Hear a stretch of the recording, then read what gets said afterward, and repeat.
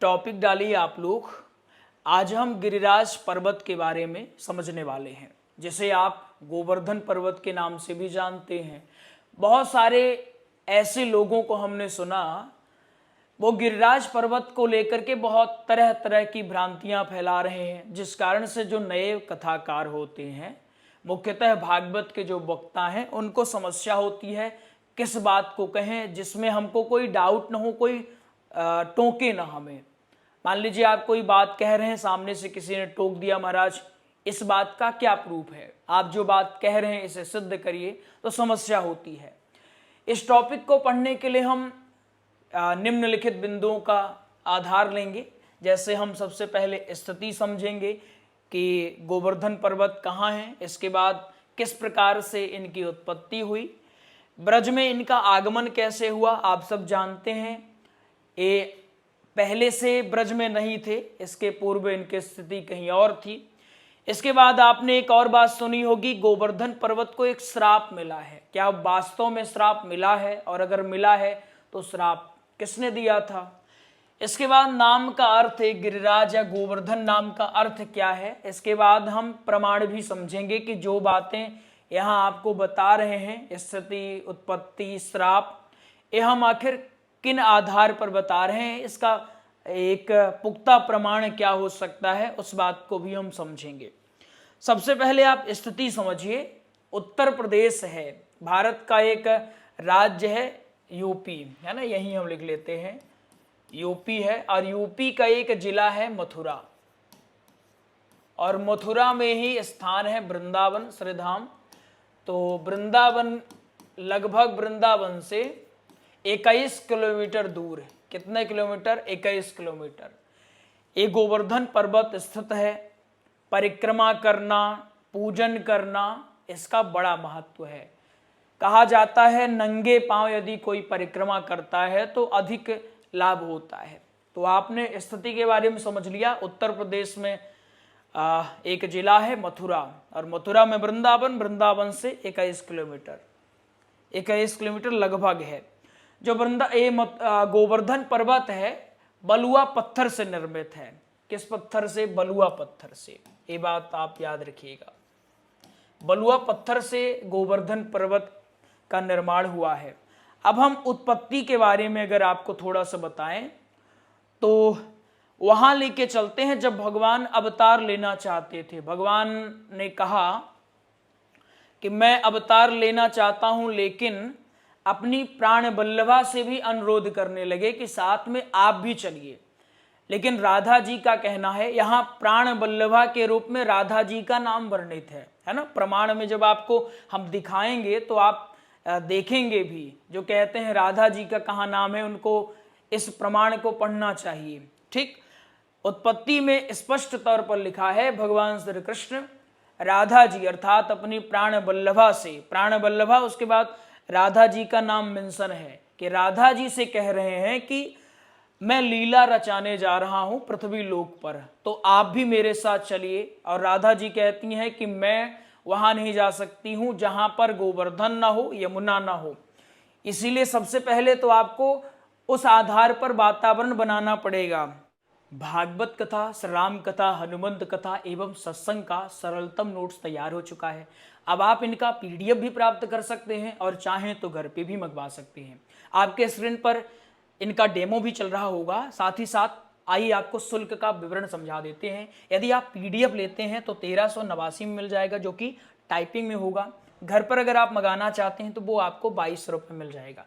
श्री राम कथा का नोट्स अगर आप पीडीएफ लेते हैं तो 1449 रुपये में, जो कि हस्तलिखित होगा। घर पे मंगाना चाहते हैं तो 3800 रुपये मिल जाएगा। इसी प्रकार हनुमंत कथा एवं सत्संग के भी आप पीडीएफ प्राप्त कर सकते हैं, साथ ही साथ घर पे भी मंगवा सकते हैं। प्राप्त करने के लिए आपके स्क्रीन पर नंबर दिखाई दे रहा होगा, इस नंबर में आप या तो कॉल कर सकते हैं या सीधे व्हाट्सएप में मैसेज करेंगे और पूछेंगे गुरुजी हमको भागवत कथा या राम कथा का नोट्स चाहिए। आपको सारी जानकारी दे दी जाएगी, कैसे नोट्स आपको चाहिए, पीडीएफ घर पे, या शुल्क कैसे आप जमा कर सकते हैं, वो सारी की सारी बातें आपको समझा दी जाएंगी। ठीक, तो राधा जी के आग्रह पर 84 कोस की भूमि गोवर्धन और यमुना को भगवान श्री कृष्ण ने अपनी योग माया के द्वारा इस भूलोक में भेजा। 84 कोस भूमि भेजा, गोवर्धन भेजा और यमुना नदी को भी यहां पर भेजा। किनके आग्रह पर? राधा जी के आग्रह पर भेजा, या फिर राधा जी को यहां लाना है तो राधा जी की एक शर्त है कि जब तक वैसा वातावरण बनेगा तब तक हम नहीं जाएंगे। तो उत्पत्ति आपने देख लिया कि उत्पत्ति किस प्रकार हो रही है। राधा जी को पृथ्वी लोक पर लाना है अपनी माया को और पुष्ट बनाने के लिए, क्योंकि प्राण वल्लभा के बिना भगवान श्री कृष्ण कहीं जाते नहीं हैं। प्राण वल्लभा ने एक शर्त रखी कि जैसा वातावरण यहाँ है ठीक वैसा ही वातावरण आपको वहां निर्मित करना पड़ेगा। तो भगवान श्री कृष्ण 84 कोस एक विस्तृत भूमि का निर्माण करते हैं, गोवर्धन पर्वत का वही निर्माण करते हैं, साथ ही साथ अपनी योग माया से यमुना जी को भी भूलोक में भेजते हैं। क्लियर? ये बात आप समझ गए। उत्पत्ति के बारे में और समझिए। जो गोवर्धन है, तो गोवर्धन आपसे हमने कल प्रश्न भी पूछा था। एक पर्वत है द्रोणाचल। क्या नाम है उस पर्वत का? पर्वत का नाम है द्रोणाचल।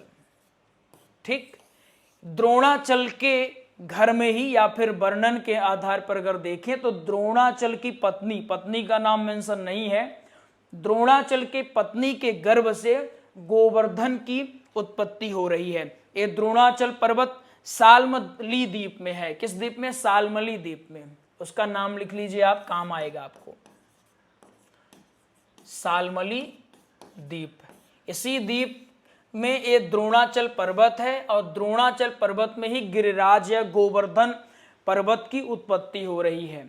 ठीक, तो अब अगर कोई आपसे पूछता है कि गोवर्धन पर्वत की उत्पत्ति कैसे हुई, तो आप सबसे पहले भगवान श्री कृष्ण के द्वारा जो यहाँ पर भेजा गया एक माया रचाएगी उसका वर्णन आप करोगे।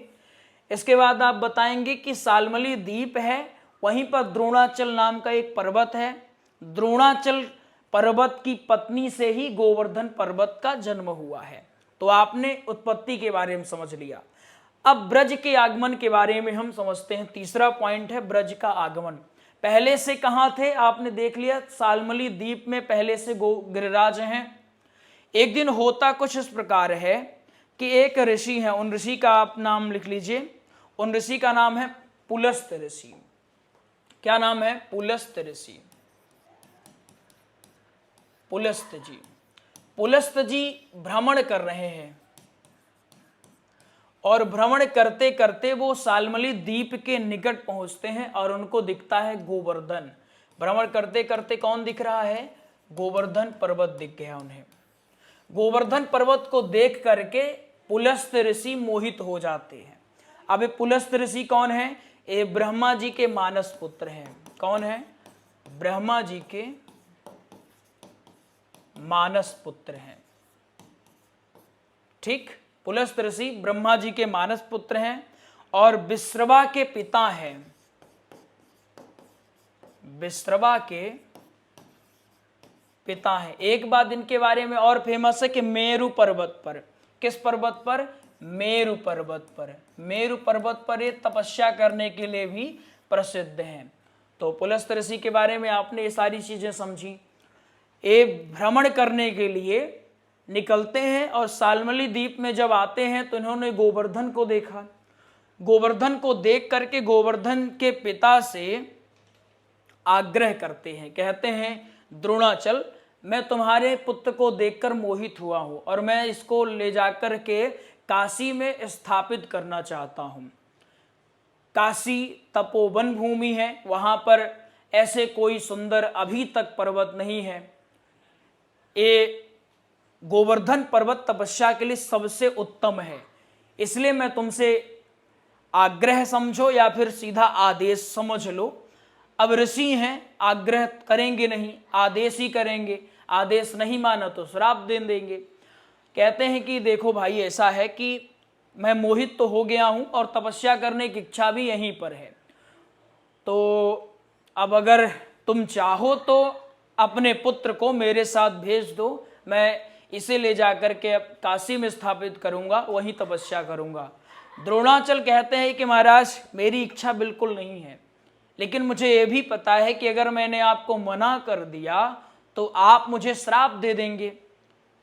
और अभी ऐसा हुआ कि अगर मैंने आपको मना किया तो आप मेरे साथ मेरी पत्नी और मेरे बच्चों को भी श्राप दे देंगे, तो मैं श्राप भुगतने से अच्छा है कि मैं अपने पुत्र को आपके साथ भेज देता हूं। लेकिन आप मेरे पुत्र से भी थोड़ा सा बात कर लीजिए, आपके साथ चलने के लिए तैयार है या नहीं। अब पुत्र गोवर्धन के पास पहुंचे, गोवर्धन पिता की बात को समझ गया। अब गोवर्धन भी मना नहीं कर सकते थे कि मैं आपके साथ चल नहीं सकता। पुलस्त ऋषि से गोवर्धन ने एक शर्त रखी। गोवर्धन कहते हैं कि मैं आपके साथ चलने के लिए तैयार हूं, चलने के लिए क्या हूं, तैयार हूं, लेकिन मेरी एक शर्त है। वो शर्त क्या है? वो शर्त यह है कि आप जहां मुझे रख देंगे मैं वहीं रुक जाऊंगा, ठहर जाऊंगा, उसके बाद आप मुझे उठा नहीं सकते हैं। ये मेरी प्रतिज्ञा है या फिर मेरी यह शर्त है, ऐसा गोवर्धन पर्वत कहते हैं। क्या कहते हैं? उनकी शर्त क्या है? जहां रखोगे, रख दोगे, वहीं रह जाऊंगा। बहुत सारे पर्वत ऐसी हठपूर्वक प्रतिज्ञा किए हुए हैं, इसके पीछे पूर्वत लीला शामिल होती है। गोवर्धन पर्वत ने अपनी शर्त रखी।